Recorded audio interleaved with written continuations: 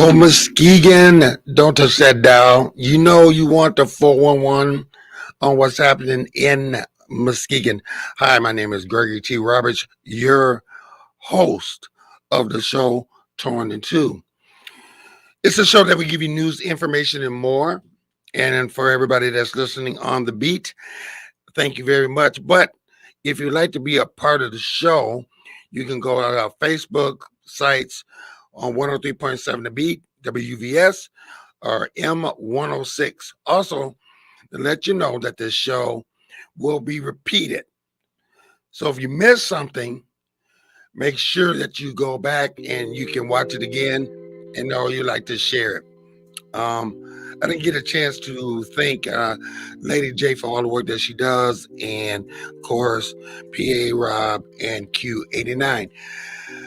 Now, with that said, I've got to bring my partner in crime.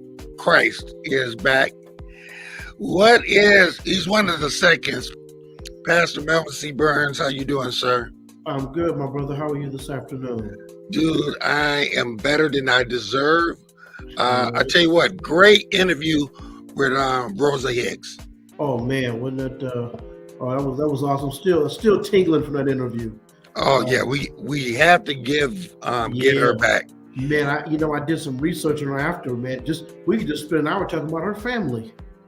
Really? Yes, brother, man. She kind of touched on it. I had to go back and do my research. Man, her family is deeply entrenched and she kind of touched on the civil rights in California. Just a lot of history there.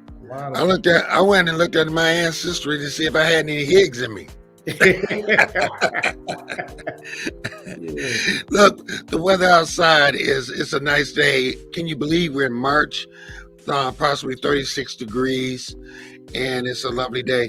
Real quick, before we get our guest on, our distinguished guest, I want to talk about what happened the other day in the State of the Union.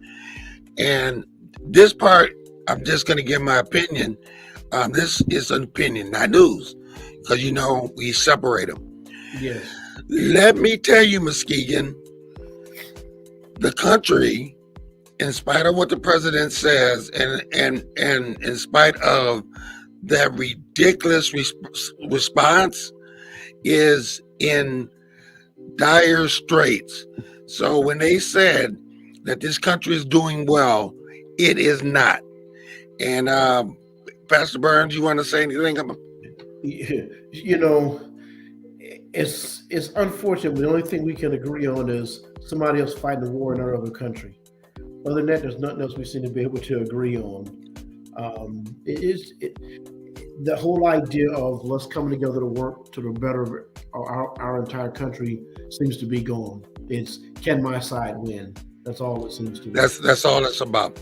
Or with that said, the other side from winning. Yeah. With that said, let's get into our guest this week. Have you ever been down and out, one way or another? Isn't it funny that people in glass houses shouldn't throw stones, but yet we do? And have you ever been down and out and you needed some help? Whether that's drug related, you just got out of jail, you just got out of prison, whatever, but you need some help. And this is what this organization is all about. And I wanted to get them on immediately. As I say every week, put your hands together for our distinguished guest, Terry L. Johnson. How you doing, sir? Man, I am fantastic, awesome. Thank you for that introduction. That was incredible. Thank you. But I'm doing awesome. How you gentlemen doing? Doing well, thank you. We're doing well. Right. We're just gonna dive right into it. Terry, is it all right to call you Terry? You want? That's fine. Terry's fine. Okay, Terry. I feel like we know each other. Yeah, we. For some reason, I think we know each other. Yes, Tell people about Healthwest and what you do at Healthwest. Well, I will say that Healthwest is one of the resources here in Muskegon, Michigan, for somebody who's dealing with mental health issues or substance abuse issues. And so in that aspect, and I would have to say it like this, those are the two main things, but there is a wide array of things that Healthwest does in terms of offering services. And so it would just be my suggestion, if you're looking to get into something like that and you want to know more about it, I would direct you to www.healthwest.net. And you can just go on there and find out everything that Healthwest does. But substance abuse and mental health is the number 1 and 2. Okay. Well, let's break it down. Let's go into substance abuse first. You guys do you have a cornucopia of programs that you guys do for people with substance abuse. So you don't have to sit up there and struggle and when you need help. Exactly. As a matter of fact, now that you said that, I would suggest also, if there's anybody that is struggling and need help, Healthwest has a warm line that you can call. And that warm line, I'll just say it like this, and I'll say it a couple of times throughout the broadcast. That warm line is 231-722-HELP. Okay? Okay. So say the number again. I'll say it again. That warm line is 231-722-4357, which is actually spells help. And so if there's anybody, go ahead. So if I'm struggling with substance abuse and I have nowhere to turn, what is it that you're facilitating? What are you guys, can you do for me? First, I got to admit that I got a problem, but I got to make that phone call to come to you guys. Absolutely. Make that phone call. That's the first thing you got to do. Is make that phone call. And it's so simplistic in its application that anybody can get through that. And so if anybody's going through that and you call that number, you will be directed, you'll be guided, and you will be helped. Chris Johnson, thank you very much. You put the phone number out there, 231-722-4357. Thank you very much. Ms. Coleman said she already clapping their hands. They're already clapping your hands. For you. Okay. You got fans already. So let's talk. Okay, I'm struggling with any kind of drug addiction, and you have a number. I come in. What's some of the things that you guys can do there to help me in my life? I work at a separate building first. Let me explain that first. I work at a separate building. I work with Healthwest. But when you walk through that door, there's like people standing at that door waiting to help and assist. Now they have their job and I have mine. So my job is a little different from them. Okay. But like I said, if that happens, Greg, and I can't call you Greg, right? Yeah. Okay. Can I call you Melvin? Yes, please do. Okay, just don't call us. Just don't call us late for dinner. Just don't call us late for dinner. That's the only thing. Absolutely not. Absolutely not. Okay. But I will say that if you walk through that door, there are people that are standing there waiting to help you, and they will direct you and guide you from A to B and maybe A to Z. And so I don't know their jobs per se, but I know that that's where the process begins. So if you are struggling and you walk through that door, you call that line and they direct you through that door, you will be helped to the best. Now, you're a recovery coach. I am a recovery coach. Yes. So that means you're going to coach me to help me get through my situation. To help you get to where you want to be. So let me say this first of all. A recovery coach is basically someone who has lived experience. Okay. And so when I say lived experience, I say someone who's been there and done that. Bought the t-shirt and the hat. Bought the t-shirt, read the email, responded to it and all of that. We've been there, we've done that. Yeah. Okay. So that's the first thing I would say. The second thing I would say is, as a recovery coach, there are 4 dimensions to a recovery. And those 4 dimensions is, first of all, one is health, one is home, one is purpose, and the last one is community. So as a recovery coach, it's my job to see that you strive and excel or reach all 4 of those dimensions in your recovery. And so as a recovery coach also, I would say the very first thing that I would exemplify would be respect. Okay. Nice. And I say that in the aspect because most people in substances or in that kind of lifestyle that involved in that, they don't feel respected. And a lot of people just don't respect them because they look at them like you're just a drug addict. Wait a minute, stop. Come on. But let me pass the plate and preach that sermon again, sir. Yeah, and that's the bottom line. You know, a lot of people, especially those who have no experience in dealing with substance abuse or addictions, they treat people who are as if they are less than, and they're not. They're just somebody with, and this is what I mean by respect, Greg. A person in addiction is just somebody with a mental issue and is played out with addiction. Addiction is not the problem. It never is. Wow. It's not the problem. That's just the way it's played out. That's just a symptom of the problem. It's a band-aid, so to speak. And so when you get to the point where you can respect, it appeals to the mental. It doesn't appeal to the addiction. It appeals to the mental. So that's the first thing as a recovery coach that I would do. And I would help that person find self-direction. Number 2. Number 3 is empowerment. People need to be empowered. And there are so many ways that you can empower them. Connecting people to resources. Connecting people to the right people. Because you have to be around people that are like-minded and have a goal that's in line with your goal. And I say that to say this, and I don't know if you ever heard this term, but I call us pan-citizens.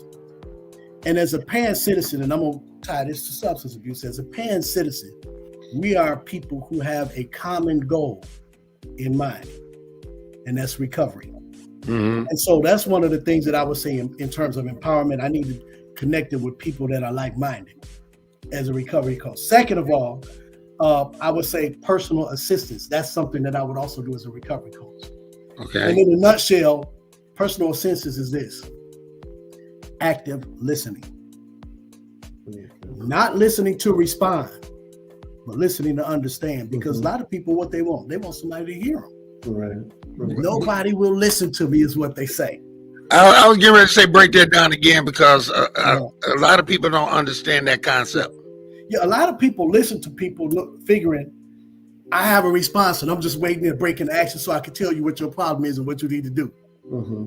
And a lot of times, most conversations don't want a response. They just need somebody to listen to them. I need you to listen to me and understand. So when I say personal assistance, that's one of the qualities or attributes of a personal trainer.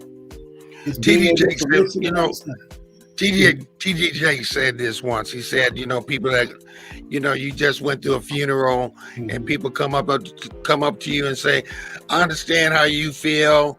And, they're in a better place. Just shut up, hold my hand and be by my side. Just be quiet. In the Bible, that's what Joel's friends did. They just came and sat down and didn't say a word. They just wanted to be near him at the beginning.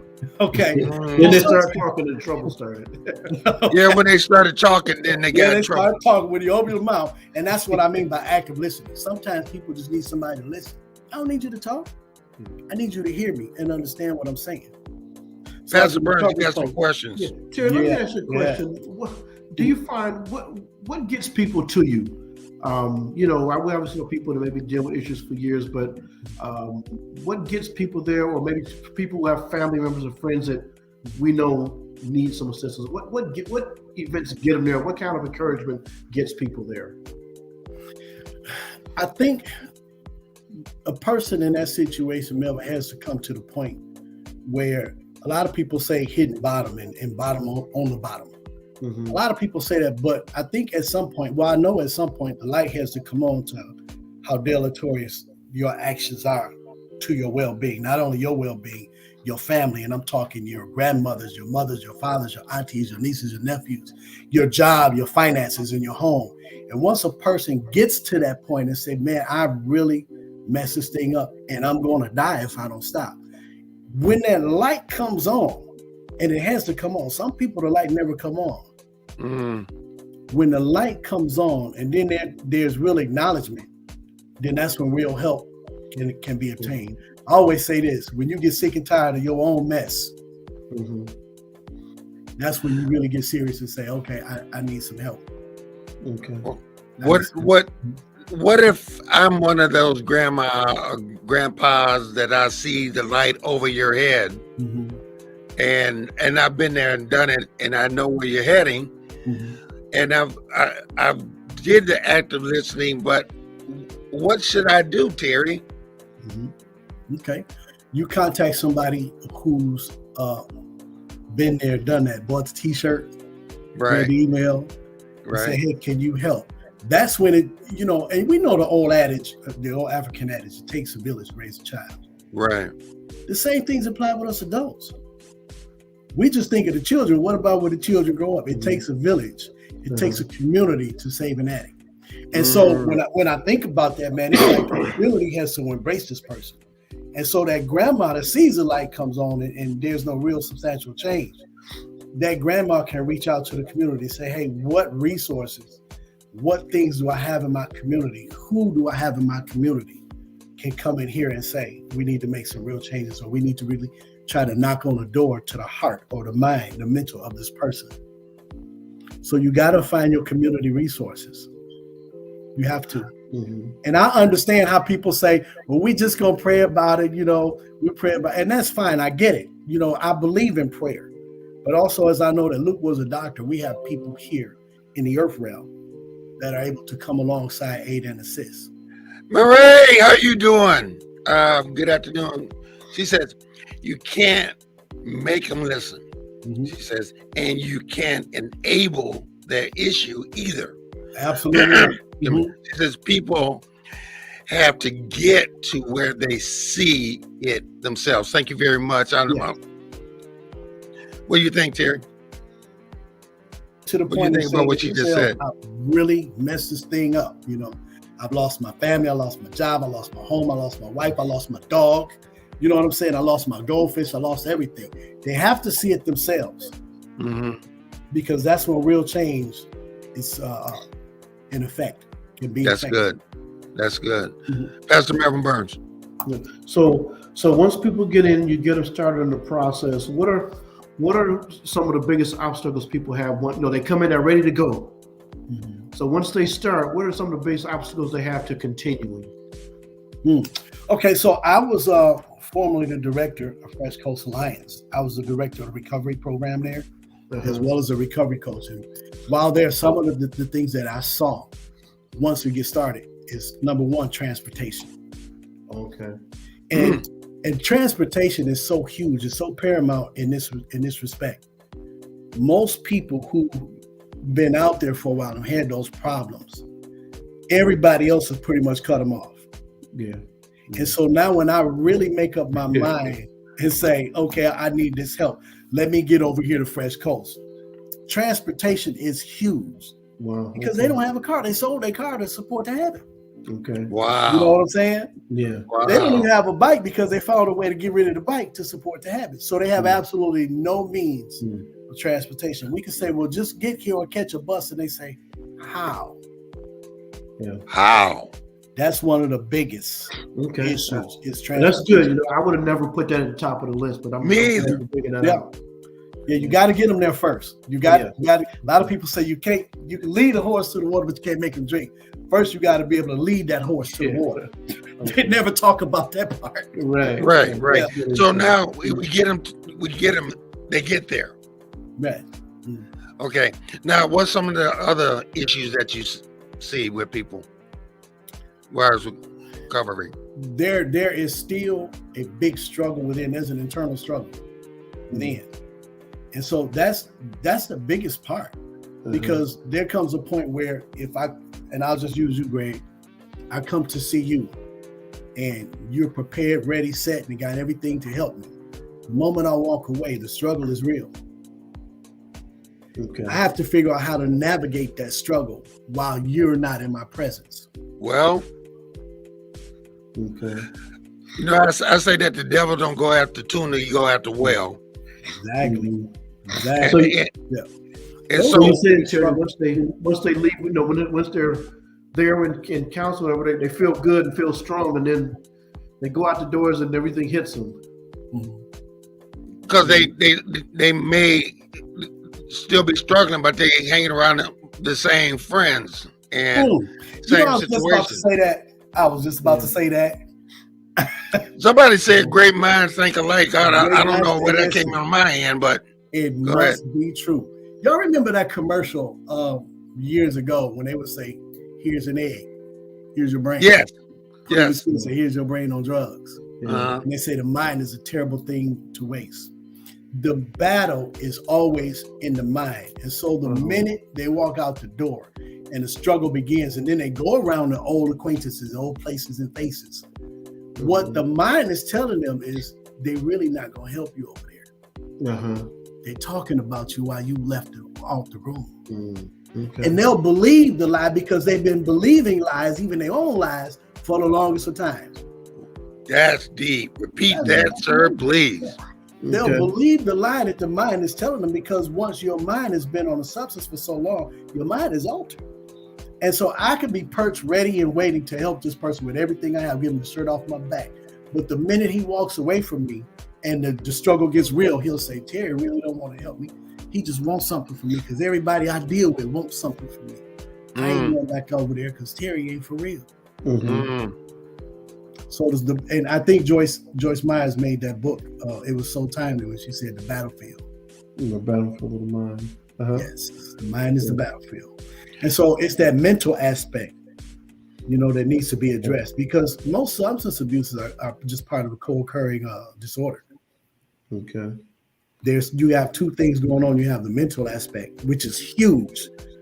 And then you have the substance abuse aspect. The substance abuse aspect needs to be treated, but what has to be addressed is the mental, because you can get somebody off of substances and the whole person don't change. Let me say it like this. In recovery, it's not just a person come off of drugs.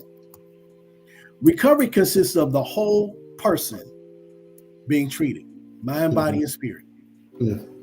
All of that has to be different, because if I get rid of the substances and I don't get high no more, but I'm still the same person, guess what? Yeah. It's not gonna work. Yeah. It's not gonna work.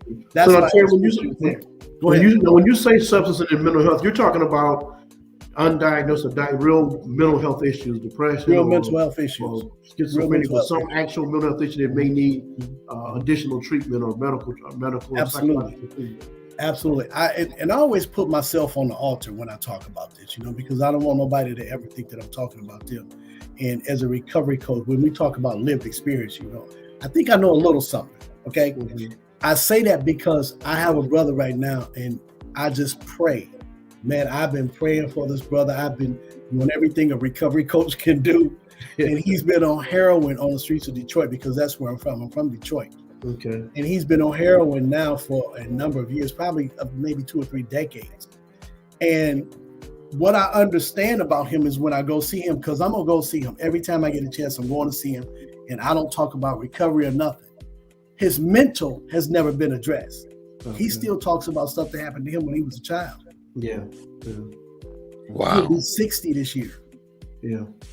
Still talking about when he used to dunk on the rim at 12. He's still talking about a fight that we had as little bitty kids and I kicked him in a toy box. Wow. Yeah. Right. Wait. That could have been traumatic. Okay, I wasn't violent as a little kid. I'm just saying. Yeah.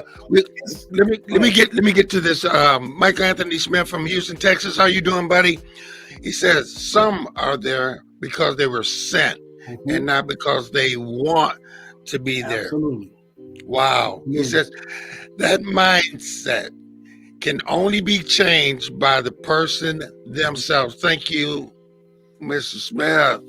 Thank you, Mr. Smith. Appreciate that comment. Definitely. What do you feel about how do you feel about that, Terry? I go back to that statement I made a little while ago. A lot of them are there because they are sick and they don't really want to be there because they ain't tired of their own mess. Okay. But when you get sick and tired of your mess, I had a young man come to me when he was there not because he had to be. At first he had to be there and he kept messing up, going in and out of prison, back to jail, getting caught with drugs, getting high. And he finally came and said this. He said, I'm here because I realized I don't know how to do life. Okay. Wow. Help me learn how to do life. So yeah, a lot of them will come because they're sent. And sometimes that works. But until a person say, I'm coming here of my own volition, I need to make some real changes in my life. That's when real change is substantiated. Not saying that people can't change if they're sent. Got another question for you, Mm-hmm. Christine. At that moment, when they find themselves struggling, can they call the warm line or reach out to their counselor? Yes, absolutely. That warm line is there for that reason. If anybody's having a mental health emergency or they're suffering from substance abuse use, that warm line is there 24/7. You could call them and somebody is there to help. There's no doubt. Waiting. All right. You are watching Torn in Two for this March. You know what? March 4th. We are talking to Terry L. Johnson from Healthwest. It's the bottom of the hour. We're going to go to a commercial break, and we'll be back in a couple minutes. The wait is over. The all-new Umoja Radio Network, home to over 40 Black-owned radio stations and podcasts, is here for you. Connect to the world's fastest-growing collection of unapologetically Black and proud media, from podcasts to independent Black-owned radio stations, and access to the important news and music you need. Umoja Radio is from our culture, by our culture, for our culture. The all-new Umoja Radio is available right now on Google Play and the Apple Store. Join the movement. Be empowered. And we're back to Torn in Two for this March 4th, 2022. That Umoja app is wonderful. You can go to that app in any radio station,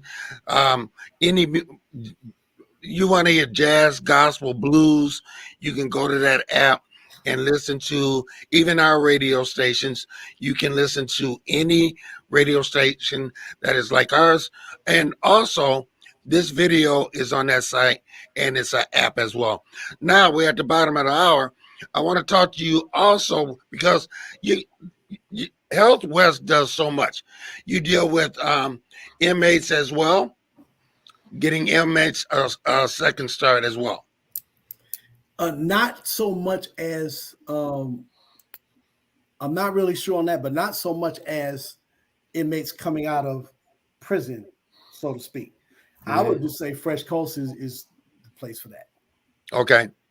So explain the difference between, because there's you volunteer at Healthwest and you volunteer at Fresh Coast.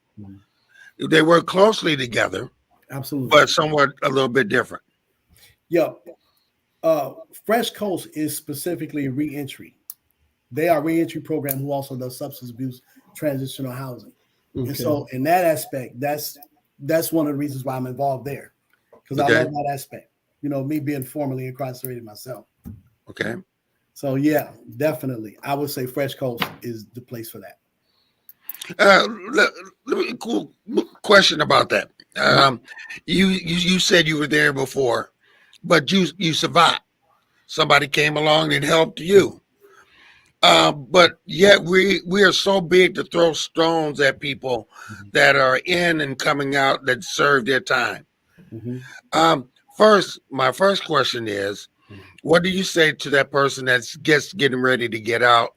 And then two, what do you say to that judgmental person that I say, before you come on my porch with a leaf blower, take care of your business. So Terry, what do you say? The person that's getting ready to come out, the best advice that I would have for that person is, first of all, you coming out with the understanding that you've been cut off from everything that you used to know. Old acquaintances, familiar places, and people, things. I would say pick your people. Find you a group of people who can help you not go back. That makes sense? Yes. That's the first thing, because the very first thing people are incarcerated want to do is, I can't wait to get back to go to the hood. It's like, that's not the answer. Because the hood help facilitate your departure. Right. That's not the answer. So I would say pick your people and from there discover what you want your life to look like. Because if you go back to the hood, you know what it's going to look like. Everybody, listen, I did 22 years in Michigan Department of Correction. When I finally went back to the hood, guess what? people that I knew were still in the hood doing the same thing that they was doing when I left. Talking about how they used to play in high school. And I'm like, absolutely. I'm like, dude, you was doing that when I left. So, and I say that to say this: my mind had expanded so large that I no longer fit back into that box. And so, what I would share with them, I say, first of all, you need to expand your horizons, expand your vision, because a mind that has expanded refuses to return to its original dimension. And so when you find yourself, when you get ready to go back, you don't fit that criteria no more. You don't fit in that box no more. So pick your people. You know, growing up, and I always put myself on the altar. Growing up, I was thrust into friendships and associations because of geographical location, because that's just where we were. But now I get a chance to pick my people. What about those judgmental people that are sitting up there? Once prisoner, always prisoner. Yeah. Those are hard nuts to crack right there. Those are some hard, because they've been holding those ideologies for years. You know what I'm saying? And they're not holding it because they've experienced that. They're holding it because somebody passed it on to them. And so I would say to them is, all people need that are willing to have real substantial change in their life is all they need is a chance. Just give them a chance. What are you willing? I would say, what are you willing to do to help that person coming back into your community? Because they're coming back, and if you ostracize them, guess what? And they begin to do something, they revert back. Guess what? They're coming for you. So, as somebody in this community, and they're being released into your community, what are you doing to help that person become an asset, not a liability to the community? That's good. Repeat that again, please. What are you doing to help that person become an asset and not a liability that's coming back into your community? That's good. Pastor Burns. Let me ask you a question, Yes, sir. Terry, and feel free to be as frank and brutal as you need to be. What role should you see churches playing in this process? You know, we all friends, relatives know what role should you see churches playing in this process? Now, I can't be as candid as I want to be, because I got to put a filter on it, because some church people are going to get mad at me. Hey, you know what? This show is about being real. Yeah. Be real. So a lot of people play church, and I'm talking from the pulpit to the congregation, from the pulpit to the door. A lot of people play church because we had a church, and I just got to tell you this real quick. I had a church that would come in and minister to us. When I got ready to come home, I say, listen, I need y'all in my life. I want to be around you, you know, because y'all seem like, you know, I need you. And what they shared with me almost broke me from my faith, but it didn't. But what they shared with me, they say, well, we just hope you are who you say you are when you come home. Wow. Like, wow. Yeah, wow. Yeah. That was coming from, and not all churches are like that. Don't get me wrong. No. But that came from the church. Yeah. And so in my mind, from Genesis to Revelation, when I read it, it's like, wow. The Bible says, don't forget the prisoners, you know, treat those like you were incarcerated with them. And I'm thinking to myself, well, I just hope you're the Christian that's going to embrace me when I come home like the Bible says you're supposed to. You know, who y'all say y'all are. Yeah, you know, and that's what I mean by some churches. We play church, but there has to be a real, genuine love, not for the behavior, but for the person. Okay. People never look at the person. They look at the behavior committed by the person. And that doesn't define who that person is. Whether somebody went out and robbed somebody, whether they went out and killed somebody, whether they went out and did whatever. I've met some really, really good, honest people, from engineers to doctors to teachers, that are incarcerated for a bad choice. Not that they were bad people. And once we get to that point and say they're not bad people, they just made a bad choice. Let me pour into them, because the church is supposed to have the answers, Brother Melvin, Pastor Melvin. Can I say Pastor Melvin? Okay. Melvin is fine. Okay. The church is supposed to have the answers to the solutions to the world's problems. Am I right? Yes, sir. We profess that we have the healer. We have the ultimate savior that can turn a life around. Yeah. And yet we don't give the Savior a chance to do what he's supposed Well, to do. isn't it amazing that that we're supposed to do this unto the least of these? Yes. But a lot of people look at people coming out of prison or rehab and stuff like, well, we don't want to deal with those people because they're the tough people. But that's actually happening in some churches. Yeah. So now let me say this, and I got to throw this out here, man. I got to throw this out here. Watch this. The people who read from Genesis to Revelation don't realize that a lot of them guys that were instrumental in Bible history were incarcerated. Yep. Can I say that again? Go on and say it again. Say it 3 times. A lot of people in that Bible that we read about that impacted biblical writings were incarcerated. Jeremiah was in prison. Go on and give us that 3 pieces. When the Lord spoke to him. Okay, go ahead.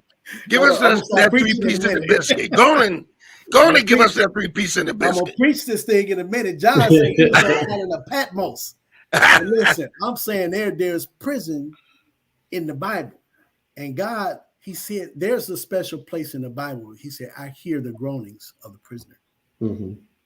So there's a special place for the prisoner, those who are incarcerated, in the heart of God. There should be a special place for the people of God.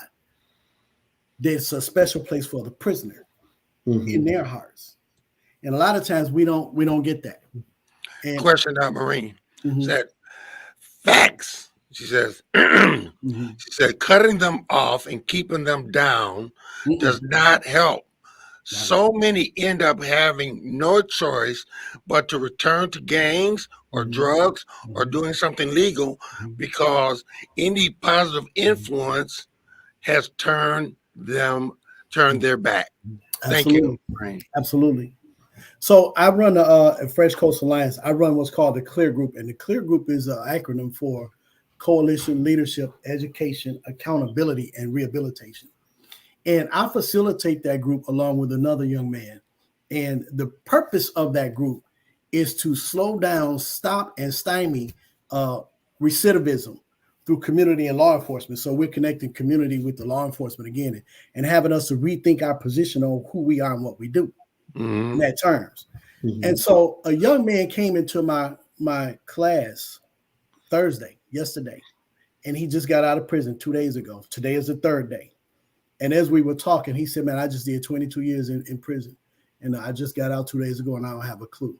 And we were talking about mentoring. And I was telling him about being over familiar with situations. And I said, it would be disrespectful to me to say to you, come here, you just got out of prison. Come here, man, let me mentor you. And I said, that would be disrespectful. And you know what his response to me was? He said, why wouldn't you mentor me? I need you. Wow. You know what I'm saying? And so that's the mindset of people who want that real change in their lives. So when I say those who are judgmental with the guys and women are coming back into the community, that's the mindset. It's why wouldn't you help me? I need help. And we are so quick to judge. We judge and we just hinder and we don't help. And I agree with you. You cannot ostracize people like that. Yeah. When you ostracize them, they go back to what's familiar. Pastor Burns. I know you mentioned earlier, and I'll say this, there's a whole person, I just say as a church, and I think for a long time, churches have done a poor job of referring people to counseling and real help they need, discouraging mental health as well as even substance abuse. Right. And I'm glad to see more pastors now recognizing I'm an expert in the gospel, but I'm not an expert in drug counseling, I'm an expert in mental health. Right. And once encourage people to get that kind of help and then supporting them through that is where I think we have to grow as a church and as spiritual. I not to cut you off, man. I don't want to cut you off. I had actually stood in a church one day and I explained who I was and what I do, and I passed out my cards. And as a Christian man, I say I am a recovery coach. And I know that everybody, because this was a black church, I know everybody in this black church, in the hood, in the community, has somebody in their family that was either incarcerated or is out there on substances and they need help. But here's the thing, because of embarrassment, we don't speak about it. Right. Hello. We sweep it under the rug and say, we're just going to pray about it. And prayer is fine. But we need help. We need people who are there. Yo, and you understand what I'm saying? I'm pretty sure. Yeah. I think all churches should be actively involved in not just in repentance and reconciliation, but also in recovery. Yes, I agree. In other words, we don't need another meeting to help that individual. Yeah. Exactly. But it requires a level of honesty. And I'll just say this real quick, straight. I want to ask you something else. I remember one lady came to church and she looked around and saw everybody else. She was struggling with drugs and kept saying, "I don't fit here." I said, "Turn around and look at me." I said, "Everybody who's behind her, who's used drugs, used alcohol, drunk drive, didn't get caught, stole before, just stand up." Because when she turned around, almost everybody in church was standing up. Standing up. Because whether you got caught or not, we've all done some things that maybe should have gotten us in jail, or we need to be in some kind of help. Exactly. And so that's a beginning point for us being honest. Even when we're dealing with our family members of saying, we either were embarrassed by them or, we were shoving up, but we got to be at a place of being honest with people. And honest with, because a lot of people, it's the weakness and embarrassment themselves why they don't want to engage in people. They don't want to visit people in prison. They don't want to deal with the problem because of things they say in themselves. Mm-hmm. The things I see myself. Exactly. Yeah. And it's almost like, look, you can't catch it from somebody, but you got to get things in yourself. You got to be honest about. I think some Christians get to that point where that Pharisee say, "Lord, I'm not like them. I pay my tithes. I do what I'm supposed to do. At least I'm not like them." I think that was the woman who was giving all she had. Yeah. And it's like a lot of people feel like that. I'm not like that. It's like, you got something. Because when we think about it, the Bible that I read says this: "He who said thou shalt not kill also says thou shalt not steal." But if you break the law at one point, you get to breaking the whole law. That's right. So because you stole some out of the store and he's out there on drugs and robbed somebody, don't think you better, because the judgment is the same. There's no partiality. Exactly. You know what I'm saying? Exactly. And if we look at it like that from a spiritual aspect, absolutely. But we get caught up in our carnality, man, and we just know that we judge people by the action and not the person. Exactly. Another statement here from Irene says, she said, "It's the self-esteem and the shame from getting sober. They don't think themselves as worthy to come in." That is so true. That is true. Yeah. And then Benita, how you doing, Benita? All sin is sin. All sin is sin. That's right. Yes, he's absolutely right. And that's simply falling short of the mark. You missed the mark. All sin is sin. That's what she said. Sorry. Yes. So Terry, let me ask you this question. So your counsel goes, is there a point or some things you look to hear when you kind of feel like the person's starting to turn that corner and head in the right direction? Yeah, I'm sure, when they first start off, they think they're going to, like I said, especially if they've been sent in, there's some less than authenticity, and they're going to see if they can con you and all of that. But there's some certain things you look for to know when they've turned the corner. Yeah. And I look for this.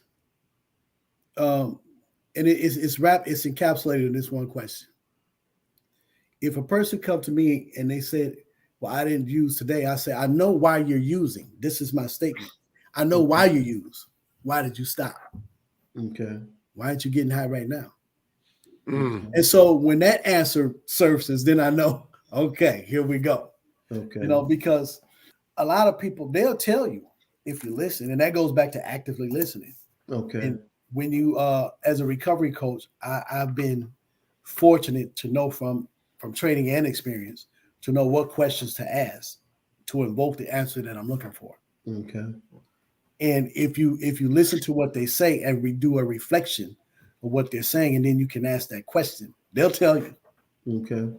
So what happens, Melvin, in a case like that, and I talk about evoking the answer, what happens is this: if I actively listen, not to respond, but actively listen to understand, and I do what I call a summarization and reflection to that person, and I say, "So this is what you're saying to me, Melvin. You want to know what do I look for when I, know that real change is, ready?" That was your question. So that just lets you know that I was listening. Yes. And then, got you. And so the next question is, now that you know that I'm listening, I can say, "Why did you stop?" And then he'll tell me. Yeah. Wow. "I need my 6-year-old son in my life, man." Yeah. Here's another thing, and this is good from where we're at, right? I like Says that. this: every saint got a past, and every sinner got a future. Pass the Terry. collection plate. Pastor Play. Standing ovation. Standing We ovation. need that collection plate out like right now because she on point. That is so true. And that's the premise of recovery. You know, it's like, listen, we all have a past. There's nothing, some people that are deep in addiction or even coming out of incarceration, they are shamed by what they've done. And they don't think that nobody will understand. And I'm so glad you said that, Melvin, when the whole congregation stood up. Because they need to know that I'm not by myself, but because in the mind, the number one thing they say is nobody understands. And so when they look at me and they go, you? And I go, yeah. So I'm doing that. I like when she made that comment. She said, every sinner has a future. Can I put my hand up? Yeah. Hey, can we go put our hand up? When they look at me, it's just by the grace of God, man, that I don't smell like smoke, but I've been through the fire. It's by the grace of God that I'm not burned, but I've been through the fire. I felt the flames. Okay. And so offering that hope and say, yeah, everybody has a future. You're just one decision away from having a completely different life. Right. Now, we're at 2:46 right now. You do. I mean, there are other things that you guys do over there. We got to get to. Right. And again, I would say, because I don't think it could be encapsulated just right here. There's so much. So you're talking Healthwest. I'm going to say it again because people need to hear this. www.healthwest.net. Go to their website. Look where there's a cornucopia. There's a wide range of services that are offered for people who need help. Please, I would encourage people, go there and look at it. Because Terry can talk, but it's so wide. There, let me see. I mean, you guys are blowing. Okay, let's go up. That's the website. Yes. Okay, so you got the website. Okay, and Thank you guys are just blowing up. Let me get back to the phone number here. Okay. And the phone number is 231-722-4357. And that's the warm line. That's for people who are, if you have that emergency, if you have that mental health emergency, or you need help with substance abuse, that's what that warm line is there for. Call that number and somebody's waiting to hear from you. Okay, now but man, you blowing up the line. We're gonna have you back on. So now there's another. I want to give another phone number real quick, and this is for walk-ins during business hours. Okay. You can call this number and walk right through the front door. You can call 321-720-3200 and walk right in the front door of Healthwest. Okay. Those are for walk-in hours. You can get the walk-in hours, the business hours, and you can call that number and somebody say, hey, we're open at this time. Call that number, find out what hours we're open. And it's probably on the website too. Okay. Right. Great question here. Anita says, do you have classes to empower significant others, family members, and church ministries, how to identify signals of those suffering with mental health, substance abuse? Conversely, do you have training with the same population on how to help effectively? That's a very good question. Now she just sent me to the website. I gotta go look at the website myself and look at that one. Wow, that is a good question. Let me, if I could say it like this, we are at Fresh Coast, because Fresh Coast is although they work together a lot, Fresh Coast Alliance we do things like that there. I know that we have we have one couple that goes to some of the classes there. They're starting a marriage ministry. And they are born again Christians. It's a young couple, and I think they are phenomenal. I think once they get up and running to full capacity, it's going to be mind blowing, because it addresses that, the spousal component of it. So, but yeah, I think I need to go to the website to answer that question, because that's a big question. So again, when she said ministries, I would have to go back to the churches and say, what are we doing in terms of meeting that need? Because there's a real need for that. Well, there's a huge need, because a lot of people, excuse me, a lot of people just sit back and cruise, but they don't get that help. Pastor Melvin Burns, go ahead. Yeah, no, I just said, and I think Benita makes a good point. Even spouses that live with people who are struggling or even going through the counseling. What do we do to support? What do we not do?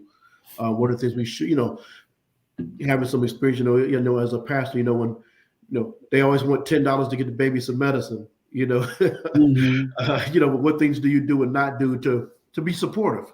Right. If I can't run a program in my church, but I know somebody there's going through treatment, what are the things we should and shouldn't be doing, and maybe as leaders of that church or something. But Right. I think she makes a very good point. Absolutely. That's a very good point. Yeah. We're at 2:51 right now. Benita says, correct. Benita's a very bright lady. Yeah, thank you, Benita. We appreciate that. That is so true. Yeah. Pastor Burns, next question. Yeah. So, brother, you've kind of been us. We talked about when people turn that corner. Now, is there a set period of time that people are normally with you, or is it till they reach those full four objectives you kind of talked about? No, there's not a set time. Okay. I say That's good. until some people, when we say set time that they're with us, I don't really believe in a set time, because I believe in, let's do this, let's get through this journey, let's walk this journey, and then afterwards, let's stay connected. Okay. You know what I mean? Yeah. I believe in that aftercare and that sustained association. Okay. So no, there's no time. There's no set time. I just want to go back to Benita. She said, you're too kind. I'm too kind. Yeah. I'm using my filter, Benita. I'm using my filter. And I guess I should ask this: Is there a cost for these services? When you come to Healthwest, how much does it cost, or is there insurance cover this, or how was that handled? Or I got to go to the website for that. Yeah, I'm saying let's go to the website, because all of that stuff is determined when the person walks through the front door and actually starts to have that open dialogue. Okay. And so it's I would say go to that website, man, and look that up and walk through that front door and talk to somebody. Okay. We talked you're talking to this. Brother Melvin, I'm the front line guy. I'm the guy that's out on the front line. You're probably going to do it. I have generals and captains and lieutenants back here. This is a pretty big army. Okay. Yes. Okay. All right. So if I'm struggling right now, I got the transportation, I've hit rock bottom. I've got to just make that step. If I realize that I've hit rock bottom, and you're telling me if I got the transportation and either drug abuse or I just got out, there is help for me. That's what you're trying to say. Absolutely. There's help for me. Absolutely. And not only is there help for me, if is not help there, you guys can point me in the right direction. Yeah, we have community resources, and that's one of the things that I put in my top 5 for recovery coaches, education and community, connecting with community resources. And I think that is so important. So that is something that I could do. I would say, let me take you into the community. Let me give you the ingredients to make that cake. But talk a little bit how important that is. There's no sense in reinventing the wheel when another group is doing that over here. Right.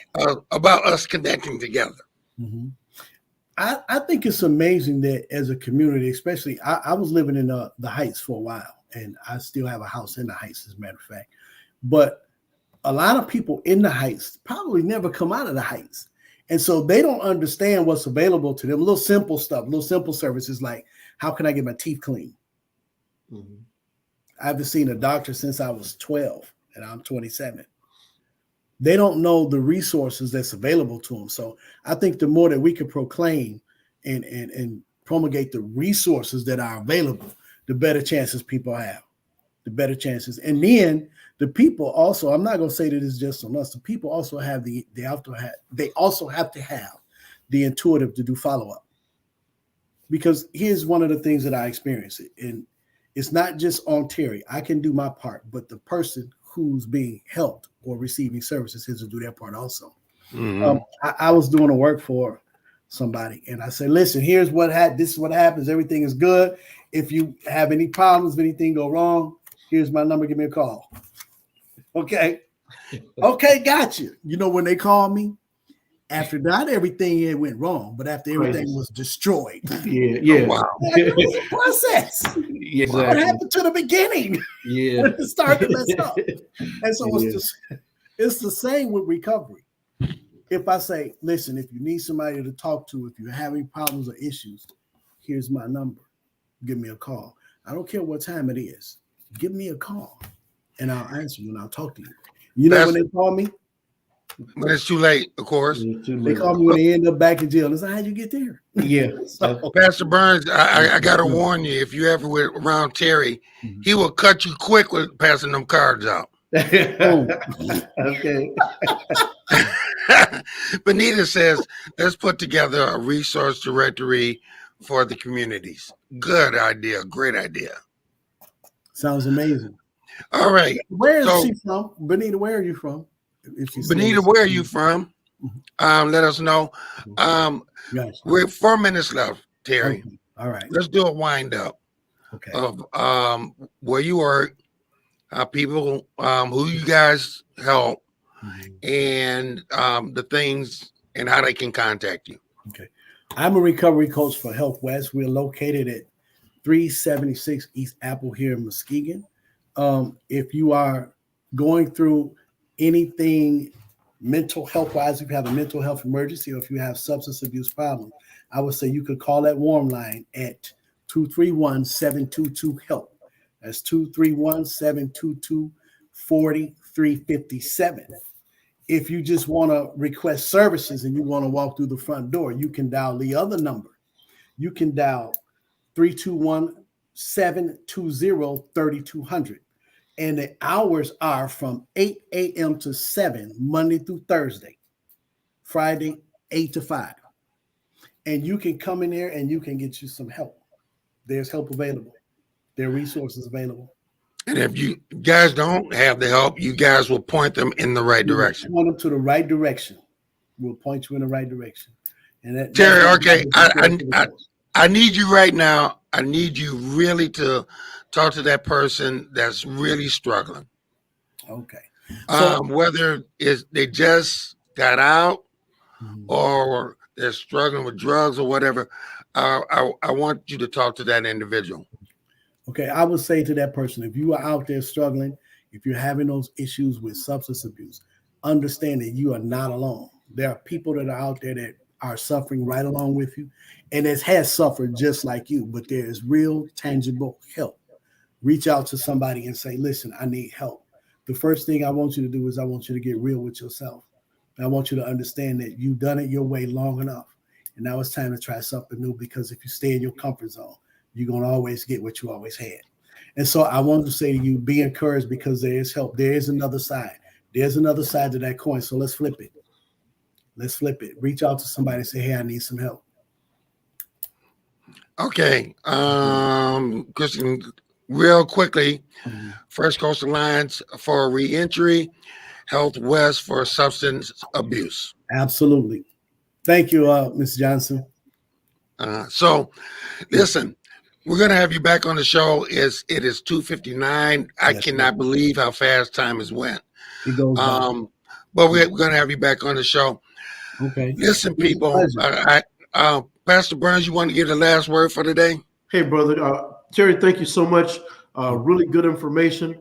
I think was closing out. We all know people that might need these services at Healthwest. Instead of talking about them, talking behind their back, let's point them to where they need to go. Let's be a blessing to people out there. Amen. We know there's a place to get help. As we always say, as we always end the show, she says, thank you guys for sharing the message and spreading awareness. As we always end the show, go out and sow a positive seed in someone's life. Yes, sir. This has been Torn in Two for March 4th. You guys take care. Thank you, guys. I'll see you this weekend. God bless. All right. God bless. Thank you, guys. All right. As an Olympic athlete, I prepare for everything. So when I became pregnant, I thought I was